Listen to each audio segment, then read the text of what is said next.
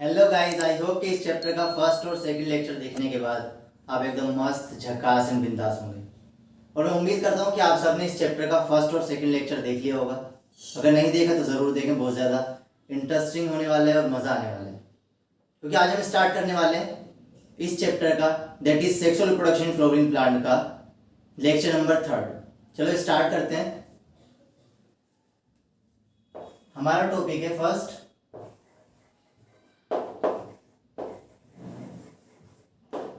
Outbreeding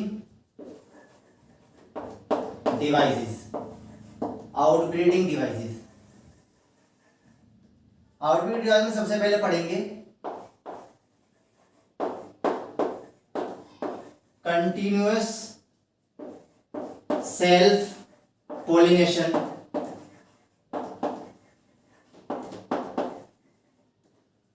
lead to the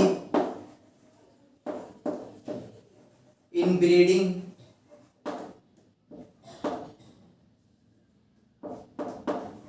depression। continuous self pollination lead to the inbreeding depression। Second आता है इसमें some devices are used to prevent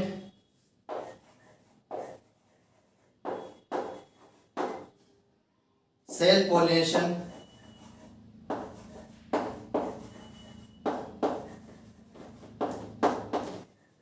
and promote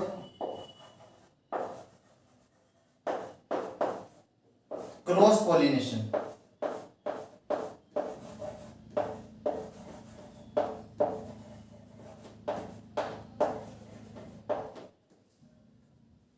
outbreeding device में क्या होता है कि continuous self pollination lead to the inbreeding depression. अगर लगातार सेल्फ पोलिनेशन होता रहेगा, एक ही फ्लावर के अंदर बार बार पोलिनेशन कराएंगे तो जो फ्रूट की क्वालिटी होगी ना वो खराब हो जाएगी, डिक्रीज हो जाएगी। तो उसकी क्वालिटी को इंप्रूव करने के लिए हमें सेल्फ पोलिनेशन को प्रिवेंट करना है और क्रॉस पोलिनेशन को प्रमोट करना है। अब किस किस तरीके से करेंगे, कौन कौन से डिवाइसेज है, कौन कौन से मेथड्स का यूज करेंगे, उनके बारे में पढ़ते हैं।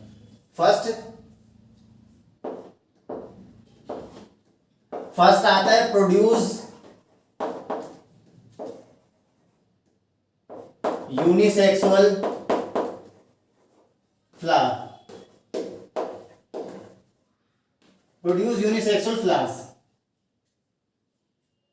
सेकंड आता है pollen grain release before stigma become receptive। pollen grain release before stigma become receptive। third,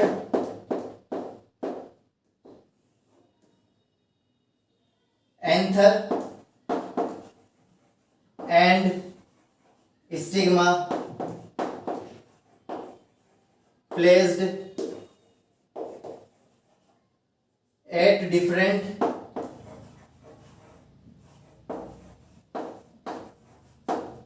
position।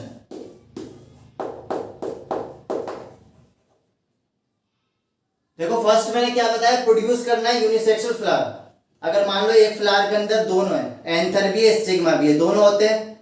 अब मैंने क्या काम किया, एंथर को निकाल के फेंक दिया। अब कैसा हुआ यूनिसेक्सुअल फ्लावर, यानी कि एंथर स्टिग्मा दोनों में से एक होना चाहिए, उसे बोलते हैं यूनिसेक्सुअल फ्लावर।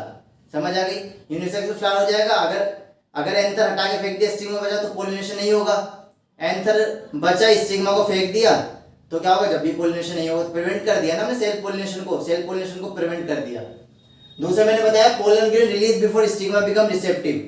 पोलन ग्रेन को जब तक स्टिग्मा मैच्योर नहीं होती उससे पहले पोलन ग्रेन को रिलीज करा दिया तो पोलिनेशन हो ही नहीं सकता। पोलन ग्रेन को रिलीज करा दिया, पिस्टिल उसे एक्सेप्ट ही नहीं करेगी पोलन ग्रेन को। समझ आ रही है। अब थर्ड आता है anther and stigma place a different position. अब एंथर और स्टिग्मा को डिफरेंट पोजीशन पे डालना है। जैसे कि देखो ये मैंने बना दिया। अब यूनिसेक्सुअल फ्लावर है, इसके अंदर क्या है एंथर, अब मैंने क्या काम किया, दूसरी यूनिसेक्सुअल फ्लावर की जो स्टिग्मा है उसे सपोज मैंने इस तरह से नीचे की तरफ मोड़ दिया, ये रहा, समझ आ गई। एंथर ऊपर है, स्टिग्मा नीचे है, सेल्फ पोलिनेशन नहीं हो सकता, सिंपल सी बात है। नेक्स्ट आता है, ये है self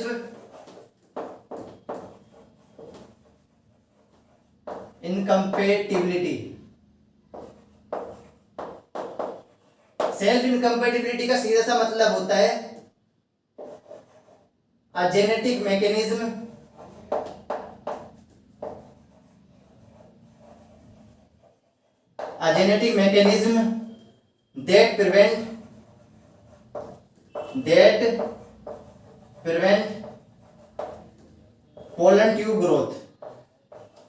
that prevent pollen tube growth,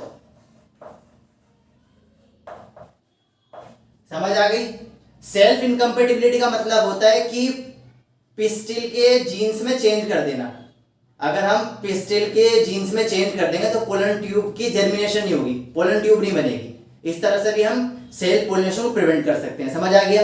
next topic हमारा पोलन पिस्टिल इंटरेक्शन। नेक्स्ट है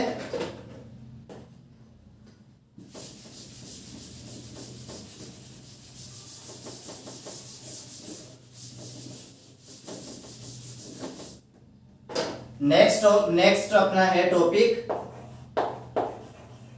pollen pistil interaction. Pollen pistil interaction, इसमें मैं सबसे पहले बात करूंगा कि pistil have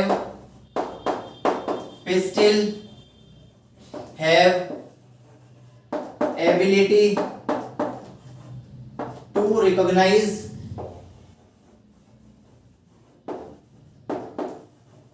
right and wrong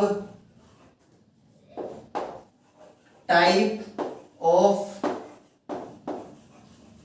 pollen grain। इसका मतलब यह है कि पिस्टिल के पास एबिलिटी होती है, पोलन ग्रेन को पहचानने की। अगर पोलन ग्रेन सही है, राइट टाइप है, कंपेटिबल है तो पोलन ट्यूब की जर्मिनेशन हो जाएगी। अगर रॉन्ग टाइप है, पोलन ग्रेन गलत है, बेकार है, तो पोलन ट्यूब की जर्मिनेशन नहीं होगी, पिस्टिल उसे रिजेक्ट कर देगी। समझ आई। तो नेक्स्ट मैं लिखूंगा इफ पोलन ग्रेन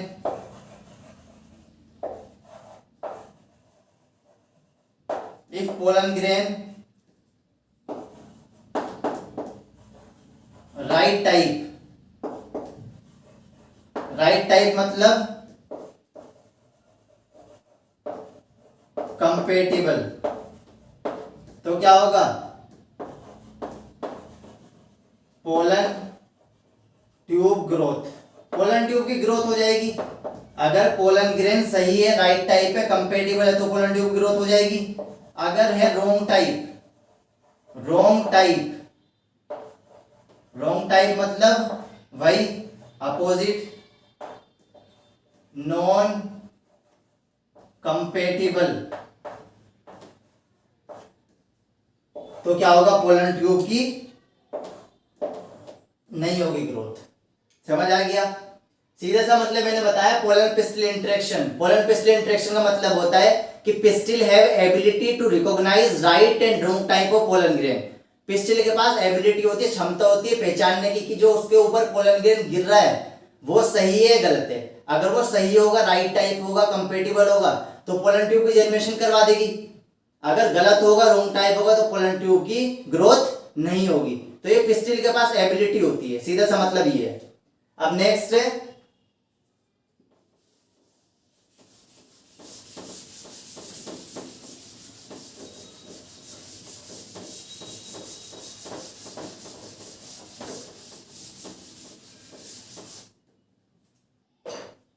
नेक्स्ट आता है आर्टिफिशियल हाइब्रिडाइजेशन। क्या आता है, आर्टिफिशियल हाइब्रिडाइजेशन।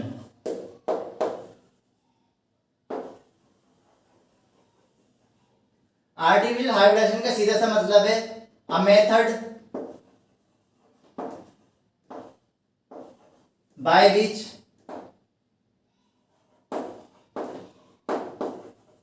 डिजायरेबल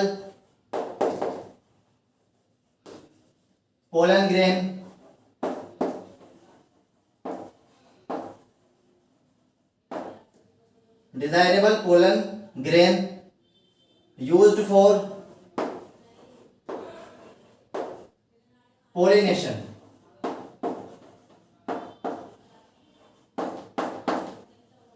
इसका सीधा सा मतलब यह है कि एक ऐसा मेथड है जिसके अंदर हम डिजायरेबल पोलन ग्रेन को यूज कर सकते हैं पोलिनेशन के लिए, जो हमें डिजायरेबल लगे। सपोज ये डिजायरेबल है तो मैं इसका यूज कर सकता हूँ पोलिनेशन के लिए, समझ आ गई। लेकिन उसके लिए कौन कौन से मेथड्स का यूज करेंगे उसकी बात करते हैं।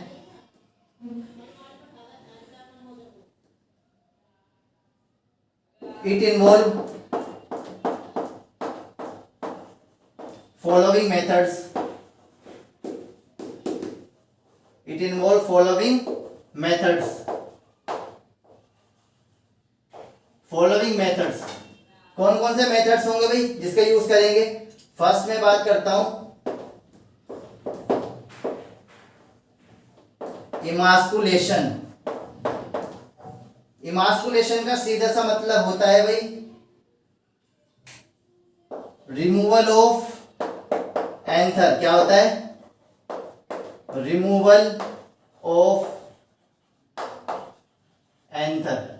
सपोज ये बाइसेक्सुअल फ्लावर है, ये मैंने बनाया बाइसेक्सुअल फ्लावर, इसके अंदर एंथर भी है और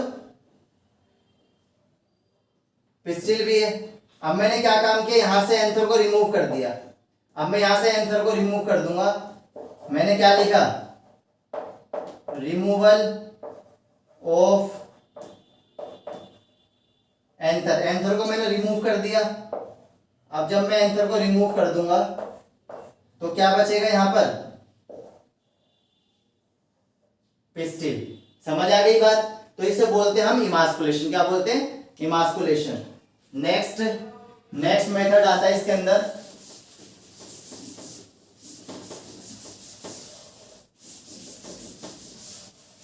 अब आता है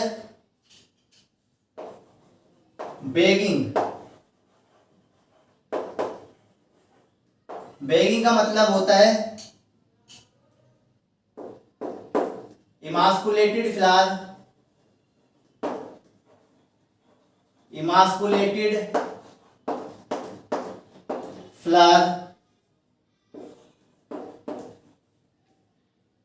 covered by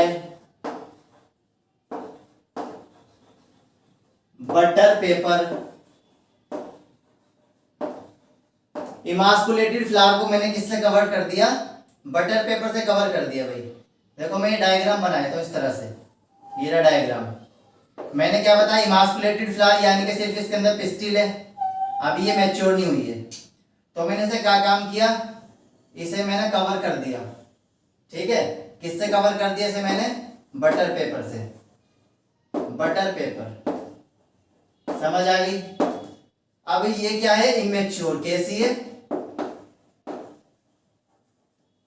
immature pistil. Immature pistil है, समझ आ गई?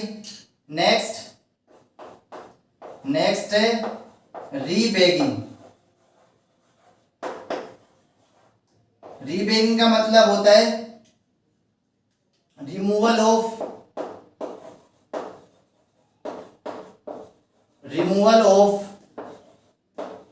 Butter paper. Removal of butter paper after maturation of pistil. After maturation of pistil, pistil के मैच्योर होने के बाद रिमूव कर देंगे। And dusting of collected pollen. समझ आ गई? डायग्राम से मैं बता देता हूं। रीबैगिंग का मतलब होता है, ये ये क्या है, इस तरह से मैंने डायग्राम बनाया है, ये कवर्ड है। अब मैंने क्या काम कर दिया, रिमूव कर दिया, removal of butter paper. Butter paper को मैंने क्या काम कर दिया, रिमूव कर दिया। अब बटर पेपर को मैंने रिमूव कर दिया तो अब ये कैसी है, अब पिस्टिल क्या हो गई, मैच्योर हो गई। कैसी हो गई, मैच्योर। समझ आ गई। मैच्योर होने के बाद अब मैंने इसके ऊपर क्या गिरा दिए, पोलन ग्रेन। ये क्या है, पोलन ग्रेन। समझ आ गई, समझ आ गया। मैंने क्या बताया, आर्टिफिशियल हाइब्रिडाइजेशन। आर्टिफिशियल हाइब्रिडाइजेशन के अंदर डिजायरेबल पोलन ग्रेन को यूज करते हैं पॉलिनेशन के लिए। उसमें कौन कौन से मेथड्स का यूज करेंगे, पहला मैंने बताया इमास्कुलेशन। इमास्कुलेशन के अंदर एंथर और स्टिग्मा दोनों है। एंथर को मैंने हटा के फेंक दिया, सिर्फ क्या बचा, पिस्टिल बचा। अब पिस्टिल खाली, सिर्फ पिस्टिल बचा, तो इसे क्या बोलेंगे, इमास्कुलेशन। इमास्कुलेशन के बाद अब इसे मैंने कवर कर दिया बटर पेपर से, तो क्या कहलाएगा, बेगिंग। समझ आ गया। देखो मैंने यहाँ पे दिखाया ना, बेगिंग से कवर कर दिया बटर पेपर से। इसके बाद आता रीबेगिंग। अब जब ये पिस्टिल मैच्योर हो जाएगी, जब ये पिस्टिल मैच्योर हो जाएगी, मैच्योर होने के बाद बटर पेपर को रिमूव कर देंगे और उसके बाद जो पोलन ग्रेन हमने कलेक्ट किए हैं, जो डिजायरेबल पोलन ग्रेन है, उसे हम इसके ऊपर डस्ट कर देंगे। देखो मैंने यहाँ पे दिखाया डस्ट करते हुए, इसके ऊपर छिड़क देंगे, इसके ऊपर डाल देंगे ताकि पोलिनेशन हो जाए। तो इस मेथड्स की वजह से डिजायरेबल पोलन ग्रेन को यूज करते हैं पोलिनेशन के लिए। समझ आ गया। आई होप कि आप सबको ये टॉपिक समझ आए होंगे, मजा आया होगा, इंटरेस्टिंग लगा होगा। और मैं उम्मीद करता हूं कि पिछले जो लेक्चर्स हैं वो भी जरूर देखें। मिलते हैं हम नेक्स्ट लेक्चर में। All the best and God bless you.